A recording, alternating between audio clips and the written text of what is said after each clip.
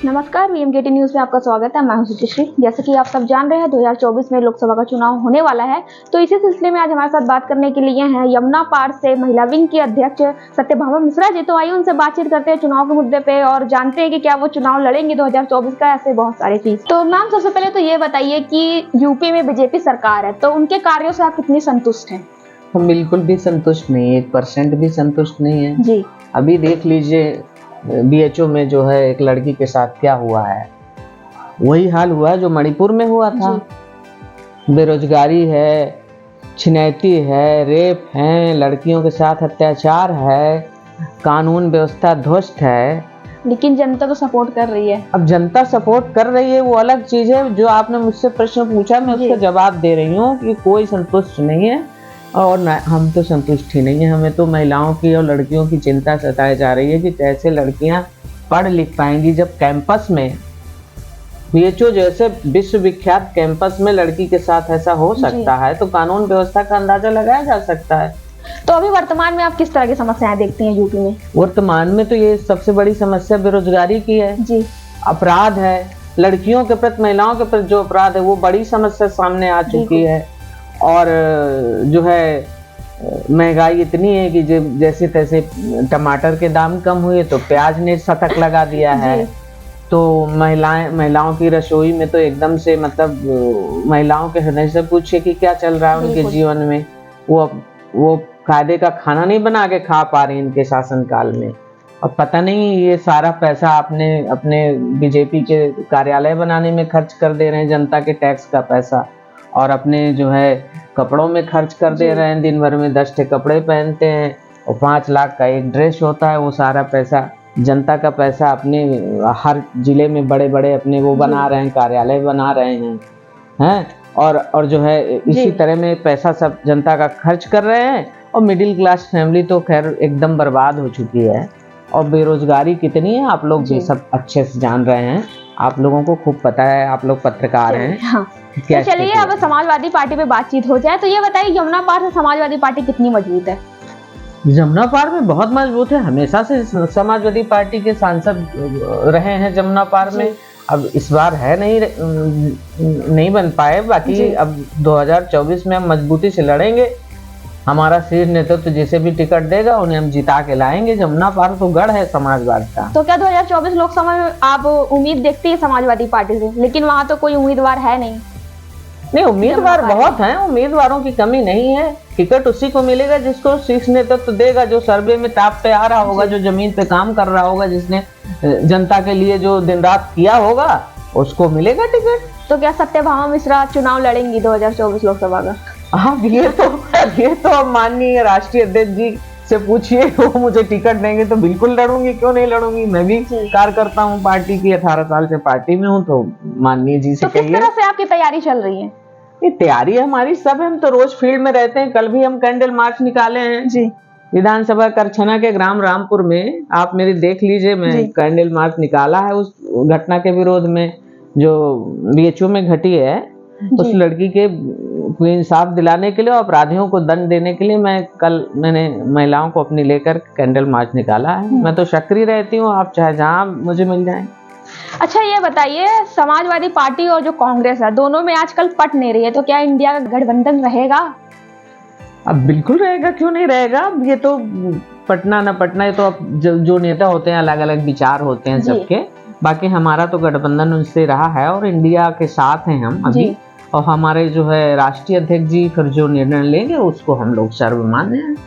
तो जो सपा जो है वो कांग्रेस के साथ जुड़ गई है, तो मतलब कहीं ना कहीं ये मान सकते हैं कि समाजवादी पार्टी अपने आप को कमजोर समझ रही है, इस वजह से वो कांग्रेस के साथ जुड़ गई है? नहीं, समाजवादी पार्टी कमजोर नहीं है। आदमी सहयोगियों को, साथियों को लेके चलता है जैसे, तो और अच्छा होता है। 5 उंगलियां अगर आप मुट्ठी बांध दोगे तो ज्यादा मजबूत होगे। अब हमें तो देखिए, हम तो बीजेपी को हराने के लिए हमको किसी के साथ जाना पड़े तो हम जाएंगे, क्योंकि हमको तो बीजेपी को हटाना है। क्योंकि बीजेपी के रहते जो है जितना नुकसान हो रहा है समाज में जो है आम जनता का, उतना आज तक कभी नहीं हुआ।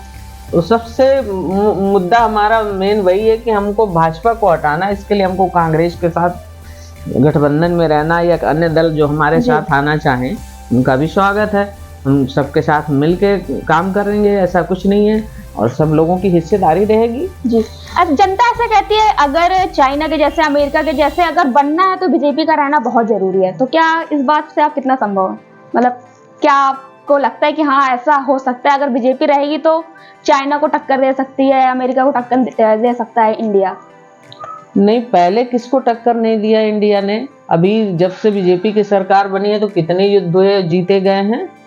पहले जितने युद्ध हुए हैं सब जीते गए हैं, ये भारत ने जीता है जी। पहले आप देख लीजिए ना इतिहास उठा के, जितने भी युद्ध हुए हैं भारत पाकिस्तान या अन्य किसी कंट्री से, तो विजयी भारत ही हुआ है। और इनके समय में कौन सा युद्ध हुआ है? कौन सा युद्ध ये जीत लिए हैं? रोज चाइना जो है कब्जा कर रहा है, कितना कब्जा करके अंदर आ गया है, तो उसको तो हटा नहीं पा रहे हैं। लेकिन जो योगी सरकार है वो उत्तर प्रदेश के लिए तो बहुत अच्छे से काम कर रही है, जनता का तो वो ऐसे कहती है हंस से कि हाँ आपकी आएगी तो योगी ही सरकार आएगी। कितना जनता खुश है ये तो सबको पता ही है कि कैंपस में भी BHO के लड़की को घसीट के मुंह बंद करके उसके कपड़े उतारे जाते हैं, फिर उसे जो है टहराया जाता है, गुंडों का पता नहीं कर पा रही पुलिस की कौन है। ये तो बहुत ही अच्छे से यूपी की जनता खुश है भाई, वाह। मैं तो नहीं समझ पा रही कि इतना कौन खुश है कि एक लड़की पढ़ नहीं पा रही जिस प्रदेश में, वहाँ की जनता खुश है कि नहीं जोगी जी को ही वोट देना है। ये क्या तरीका है? अब समाजवादी पार्टी की जब सरकार थी तो लड़कियों को कन्या विद्याधन मिलता था, लैपटॉप मिलता था, साइकिल मिलती थी, बेरोजगारी भत्ता नौजवानों को मिलता था, 1090 थी।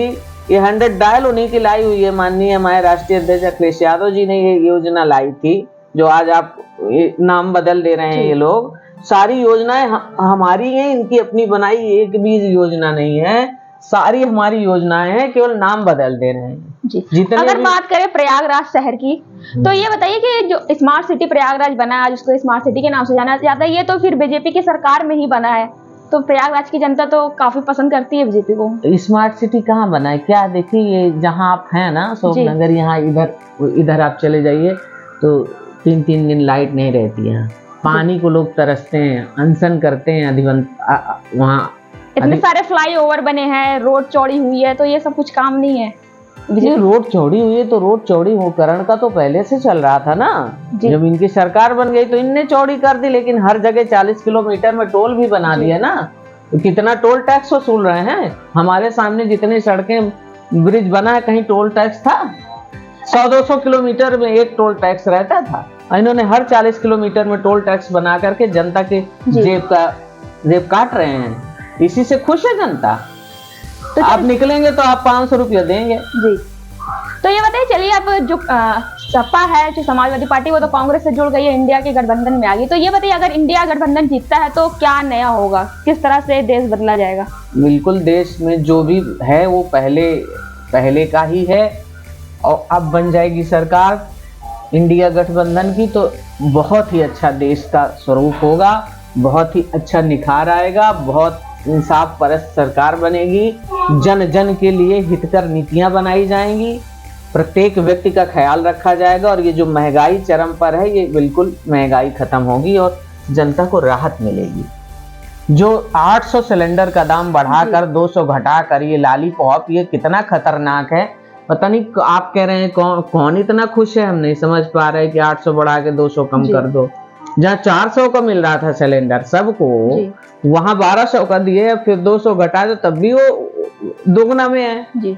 तो ऐसे में खुश है जनता, फिर पता नहीं। तो चलिए, आप जनता से कुछ अपील करना चाहेंगे वो लास्ट? मैं तो बिल्कुल जनता से अपील करना चाहती हूँ कि आप लोग इस जो है आताताई और जो है अत्याचारी सरकार का अंत करिए, और समाजवादी पार्टी को वोट दीजिए, सपोर्ट दीजिए, और सरकार बनवाइए।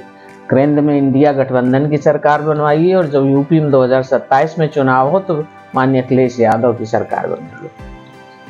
धन्यवाद। तो जैसा कि आप लोगों ने देखा, अभी हमारे साथ यमुना पार्क की महिला विंग की अध्यक्ष सत्यभामा मिश्रा जी थी। उनसे हमने बातचीत की चुनाव के मुद्दे पे कि 2024 में क्या उनको लगता है कि क्या इंडिया गठबंधन जो है वो जीतेगा, बीजेपी जाएगी, वो तो समय बताएगा, लेकिन इन्होंने अपने मुद्दे रखे हैं। इनका यही कहना है कि बीजेपी जो है वो किस तरह से काम कर रही है, यहाँ पे महिला सुरक्षित नहीं है बीजेपी की सरकार में, तो इसको यहाँ से जाना चाहिए। तो चलिए, ऐसी वीडियो के साथ बने रहने के लिए हमारा VMKT न्यूज फॉलो करते रहिए। मैं सुजीत वीडियो न्यूज से प्रेफर के साथ।